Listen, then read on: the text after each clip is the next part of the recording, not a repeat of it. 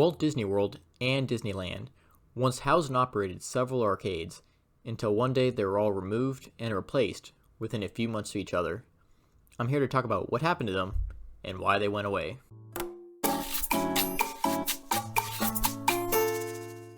There are three particular arcades that I want to focus on. The first of which is Pizza Planet in Disney's Hollywood Studios. The Pizza Planet arcade/restaurant has a bit of an odd history. The building was originally intended to be a restaurant themed around the Swedish chef from the Muppets, but plans for this fell through in May of 1990 when Jim Henson unexpectedly passed away.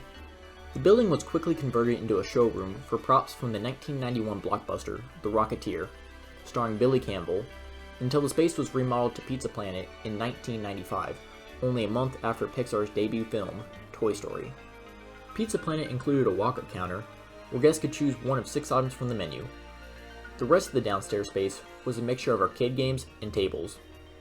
The upstairs was dedicated to seating only, as to escape some of the chaos downstairs. This was until January 19th, 2015, when Pizza Planet was shut down and remodeled into Pizza Rizzo, which fit much better with the Muppet Land. This re-themed restaurant had a similar menu as Pizza Planet, but the remaining space upstairs and downstairs was for seating only. All the arcade games were gone. I like Pizza Rizzo's quite a bit, and I agree with Imagineer's decision to replace Pizza Planet. But why did they wait until 2015 to retheme the restaurant? Especially since Disney officially acquired the rights to Muppets back in 2004. It took them over a decade to finally remodel the restaurant to the Muppets. This brings me to the second arcade, Tomorrowland Light and Power Company in Magic Kingdom. Sponsored by FedEx, the Tomorrowland Light and Power Company building, which is located next to the e-ticket attraction Space Mountain, was built in 1994 as part of a massive Tomorrowland makeover, and opened February 1st, 1995. Half of the building was used as a gift shop for Space Mountain, as it was part of the exit queue. The other half was for the video arcade, which operated a little more than 20 years, until the arcade was walled off on February 10th, 2015, and the video arcade sign located out front was removed, less than a month after the closure of Pizza Planet.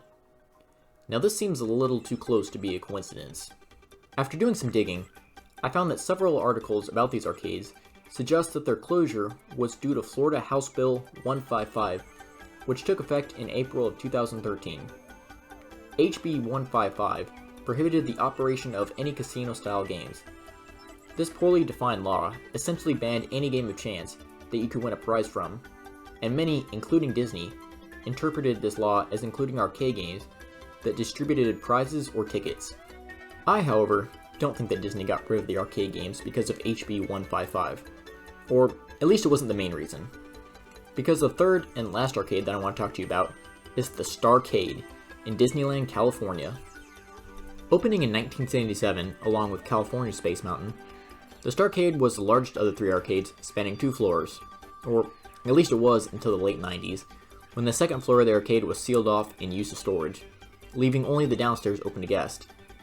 The downstairs remained open throughout the years, although the space was reduced in size to allow for the expansion of the Star Trader store. Finally, the last of the arcade was shut down and replaced with a rest area for annual pass holders. And when did this closure take place? 2015.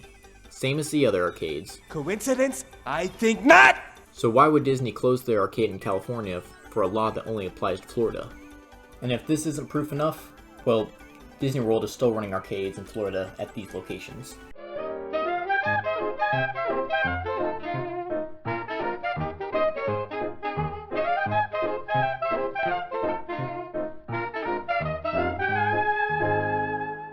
So why did they get rid of these arcades?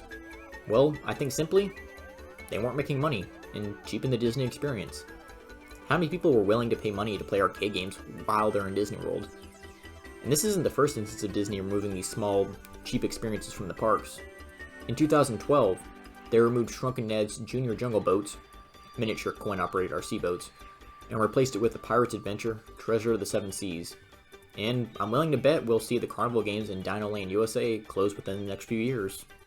It's sad to see anything removed from the parks, but I think the Disney experience as a whole is improved without them.